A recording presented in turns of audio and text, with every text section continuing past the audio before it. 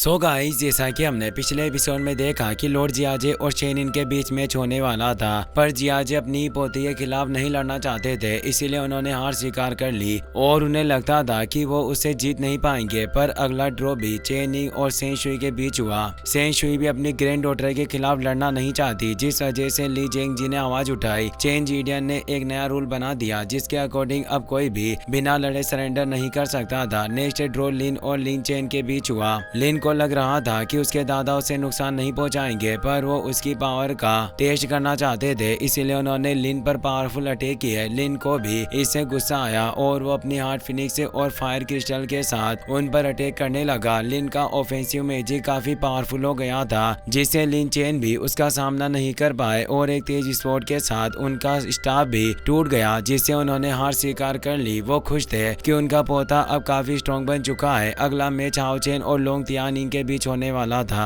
दोनों ग्राउंड में आ चुके थे। सभी हाओ चेन की फाइट देखने को बेकरार थे। लोंग तियानिंग हाओ चेन से बोलते हैं कि मैंने उम्मीद नहीं की थी कि इस ट्रायल के दौरान हम भी आमने सामने होंगे। हाओ चेन कहता है कि ग्रैंडपा, मैं आपसे मुलाकात करना चाहता हूँ ताकि मैं टेस्ट कर सकूं कि मेरी पावर कितनी स्ट्रॉन्ग है। लोंग तियानिंग बोलते हैं कि अगर ऐसी बात है तो हम नाइट के रास्ते का पालन करते हुए पूरी ईमानदारी से फाइट करेंगे और एक फुल स्केल शो डाउन देंगे। हाओ चेन अपनी डिवाइन पावर को एक्टिवेट कर लेता है, जिससे उसका सूट और हेयर गोल्डन में बदल जाते हैं। ग्रैंडपा बोलते हैं कि मैं भी देखना चाहता हूँ कि क्या तुम नाइट के रूप में लोगों की सेवा करने के लिए नया अलायंस लीडर बनने को तैयार हो या नहीं। अब चेन जीडियन इस ट्रायल को ऑफिशियली स्टार्ट कर देते हैं। वो डिवाइन सील थ्रोन के दिए गए हैमर ऑफ मून गॉड का इस्तेमाल नहीं कर सकते, इसीलिए मैं अपनी तलवार का इस कंपटीशन के दौरान इस्तेमाल करूंगा। लोंग तियानिंग की पावर 9 लेवल के 4th स्टेज पर थी और हाओ चेन की पावर 9 लेवल के 3rd स्टेज पर थी। वो कंपैरिजन करना चाहते थे कि हाओ चेन और उनके पावर में कितना अंतर है। हाओ चेन तेज स्पीड के साथ उन पर अटैक करने बढ़ा। वो अपने स्वॉर्ड से उसके अटैक को रोक लेते हैं और अब उनके बीच कॉम्बैट फाइट स्टार्ट हो जाती है। दोनों अपनी स्वॉर्ड के अटैक से एक दूसरे को घायल करने की कोशिश कर रहे थे, पर दोनों ही नाइट होने से काफी फास्ट और फुर्तीले थे, जिससे वो एक दूसरे के हमलों से हार रहे होते हैं। मैच टेम्पल का एक मैच बोलता है कि यह 9th रैंक के 2 नाइट के बीच का मैच है, फिर भी इनके बीच कोई भी बिग मूवमेंट दिखाई नहीं दे रहा। क्या ये नाइट हमें लड़ते हुए बेवकूफ बना रहे हैं? हाओ चेन लगातार अपने ग्रैंडपा के अटैक से बच रहा होता है। लॉर्ड क्यू बताते हैं कि ये दोनों नाइट्स की बेसिक स्किल्स का इस्तेमाल करते हुए लड़ रहे हैं, पर इनके हर एक मूव के बीच प्रेडिक्शन और टेक्निक से जुड़ी हुई है, जिसके बलबूते पर ही ये एक दूसरे के अटैक से बचते हुए हमला कर रहे हैं। इसीलिए ये बेसिक स्किल भी काफी हाईएस्ट लेवल की है। धीरे धीरे उन दोनों की स्पीड काफी तेज हो गई थी। सेन शुई कहती है कि इस फाइट को देखने पर ऐसा महसूस होता है कि इन दोनों ने डिसाइड किया है कि ये मोस्ट बेसिक नाइट स्किल के आधार पर ही इस ट्रायल के विजेता का निर्धारण करेंगे।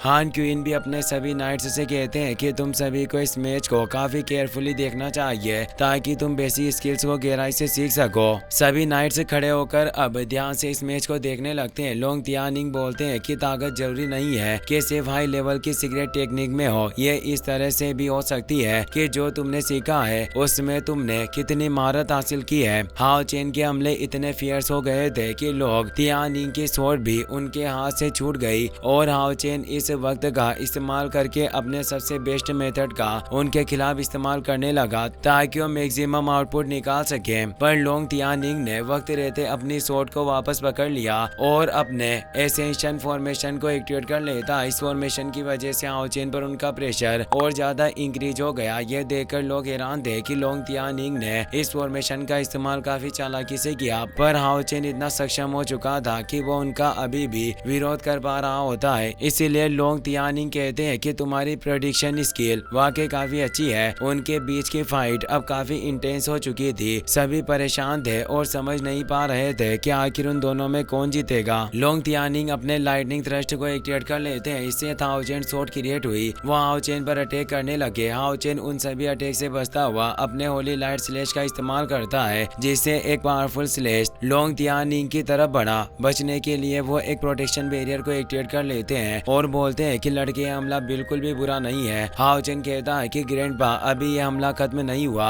और वो उन पर एक दूसरा अटैक भी करता है, पर इससे उन्हें कुछ नहीं होता और वो तेज स्पीड के साथ ड्रैगन गैदरिंग पावर को एक्टिवेट कर लेते हैं, जिसे देखकर लोग हैरान थे कि आखिर ये कैसे हो सकता है। पर तभी वो गैदरिंग पावर दुगनी हो जाती है। लोगों के होश उड़ गए कि temple master 2 stage power charge का इस्तेमाल इस्तेमाल कर रहे हैं, पर तभी वो गैदरिंग पावर में फिर से वृद्धि होती है, यानी वो 3 स्टेज की पावर चार्ज थी। सभी लोग ये देखकर काफी हैरान रह गए। किसी को समझ नहीं आ रहा था कि हाओ चेन आखिर उनके हमलों को कैसे रोक पाएगा। हाओ चेन भी उनके इस हमले से हैरान थे। शेनिन भी परेशान थी कि आखिर हाओ चेन क्या करेगा। लोंग तियानिंग तीनों ड्रैगन पावर चार्ज से सन ब्रस्ट स्लैश को एक्टिवेट कर लेते हैं। हाओ चेन बैरियर की मदद से स्लैश को रोकने लगा। ये स्लैश इतना ज्यादा पावरफुल था कि पूरा ग्राउंड ही उखड़ गया और चारों तरफ तेज एनर्जी फैलने लगी, जिसने ग्राउंड बैरियर को भी तोड़ दिया था। सभी को लग रहा था कि हाओ चेन हार जाएगा। चेन जीडियन भी अपनी पावर से बैरियर को प्रोटेक्ट करते हैं। हाओ चेन हारा नहीं था, बल्कि उसने बचने के लिए डिवाइन ब्लॉक को एक्टिवेट कर लिया। यह हाओ चेन की सेल्फ में टेक्निक थी, जिसे देखकर लोगों के होश उड़ गए कि हाओ चेन ने इतने पावरफुल हमले को भी रोक लिया। हाओ चेन अब अपनी लाइट वेंगेस को एक्टिवेट करता है, जिससे वो डिवाइन बॉडी लोंग तियानिंग पर पलटवार करती है। सभी लोग समझ जाते हैं कि ये डिवाइन ब्लॉक बाकी नाइट से अलग है, क्योंकि ये बचाव के साथ हमला भी कर सकती थी। और ऐसा इसीलिए था क्योंकि हाओ चेन एक रेट्रिब्यूशन नाइट के साथ एक गार्डियन नाइट भी था। हाओ चेन का ये मुंह देखकर शेनिन, हान्यू और बाकी सभी खुश थे, क्योंकि अब हाओ चेन के हमलों से लोंग तियानिंग भी पीछे होने लगे थे। एक नाइट कहता है कि हाओ चेन की टेक्निक एक इंटीग्रेटेड डिवाइन ब्लैक है, जो डिफेंस के साथ ऑफेंस भी कर सकता है, यानी हाओ चेन एक गार्डियन नाइट भी है और साथ ही एक रिट्रिब्यूशन नाइट भी। हान क्वीन बताते हैं कि लोंग हाओ चेन एकमात्र ऐसा नाइट है जिसने गार्डियन और रिट्रिब्यूशन दोनों पाथ में महारत हासिल की है। लोगों को काफी हैरानी होती है कि आखिर एक इंसान गार्डियन और रिट्रिब्यूशन दोनों पाथ में कैसे महारत हासिल कर सकता है। हाओ चेन अब गार्डियन नाइट स्किल का इस्तेमाल करके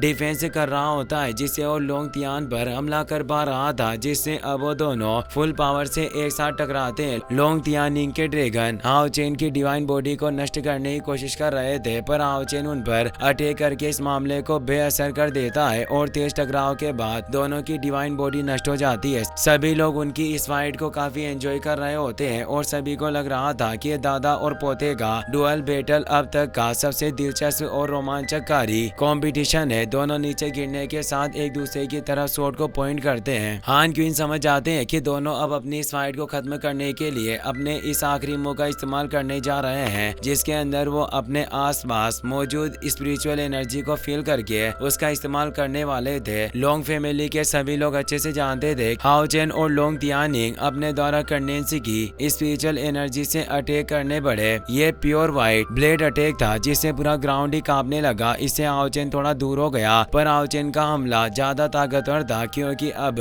उसकी इनेडमन एनर्जी 120 पर पहुंच गई थी, जिससे लोंग तियानिंग ग्राउंड से नीचे गिरने लगे, पर वो अपनी सोर्ड से खुद को रोक लेते हैं। सभी ये देखकर हैरान रह गए कि हाओ चेन ने अपने दादा को पीछे धकेल दिया। लोंग तियानिंग हाओ चेन के पास आते हुए कहते हैं कि मैंने कभी उम्मीद नहीं की थी कि तुम इस लेवल तक आगे बढ़ जाओगे। तुम्हारे 4 सालों का रिफाइनमेंट वाकई कमाल का है और तुम मेरी उम्मीदों से भी ज्यादा ताकतवर हो चुके हो। और अब वो खुद अपनी हार स्वीकार कर लेते हैं और कहते हैं कि लड़के, अब नाइट टेम्पल का फ्यूचर तुम पर ही टिका हुआ है। हाओ चेन भी उन्हें घुटने टेक कर आदर देते हुए कहता है कि ग्रैंडफादर, आपसे मैंने बहुत कुछ सीखा है और इस बैटल से भी मुझे काफी बेनिफिट मिले हैं। लोंग तियानिंग उसे उठाते हुए कहते हैं कि तुम अब अपने दादा का गर्व बन चुके हो। अब ऐलान किया जाता है कि डॉन ऑफ लाइट इस मैच को जीत चुकी है, जिससे उन्हें 40 पॉइंट मिले। हान क्वीन भी इस जीत की रेस्पेक्ट करते हैं। हाओ चेन की टीम खुश थी। असेसिन टेम्पल और बाकी सभी लोग हाओ चेन के लिए तालियां बजा रहे होते हैं। यहाँ तक कि मेज टेम्पल का एक म्यूजिशियन भी हाओ चेन के लिए तालियां बजाने लगा,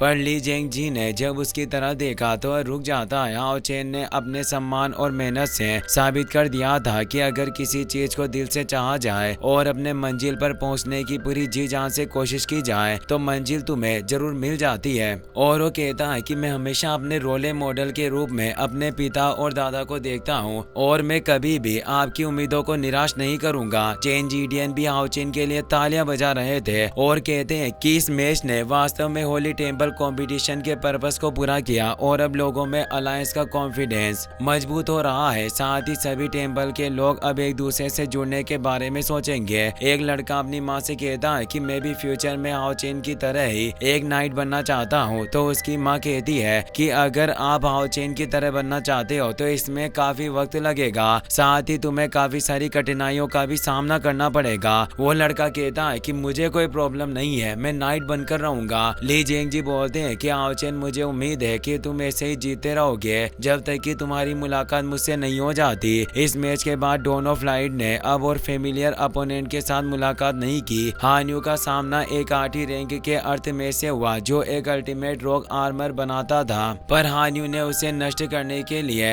लाइट ग्रेविटी का इस्तेमाल किया जिससे वो चट्टानें आसानी से टूट गई और हान्यू ने जीत हासिल की। जियांग ने अपने बेसर्क बॉडी के साथ मैजिक टेम्पल के आइस मैच का सामना किया और उसे आसानी से नष्ट कर दिया। जांग फेंग का सामना हीलिंग टेम्पल के एक 9th रैंक के डिसिप्लिन हीलर से हुआ, पर जांग फेंग ने अपोनेंट के अटैक प्रेफरेंस को जल्दी समझ लिया और एक तीव्र विस्फोट के साथ उसे हरा दिया। वांग का सामना नाइट टेम्पल के एक ट्रिब्यूलेशन नाइट से हुआ। वांग ने मौका पाकर अपनी जायंट गोड शील्ड का इस्तेमाल किया और अपनी स्पेशल फर्नेस का इस्तेमाल करके क्लोज रेंज स्ट्राइक से एक आसान जीत हासिल की। यांग वेन जाओ का सामना एक डार्क एट्रीब्यूट वाले समनर से हुआ, पर यांग वेन जाओ ने उसके समनर से पहले ही उसे हरा दिया और अब इस टेम्पल कंपटीशन का 3rd राउंड भी खत्म हो गया था। डॉन ऑफ लाइट के 9 मेंबर ही इस अर्थ राउंड को पार कर गए थे, जिससे अब आओचेन की टीम 3rd नंबर पर पहुंच गई थी और उनके पॉइंट 640 हो गए थे। दूसरे नंबर पर नाइट टेम्पल था जिनके टोटल 680 पॉइंट हो चुके थे और फर्स्ट पर मेज टेम्पल था जिसने 1300 पॉइंट हासिल किए, पर अब मेज टेम्पल के सिर्फ 10 मेंबर ही इस 3rd राउंड को पार कर पाए थे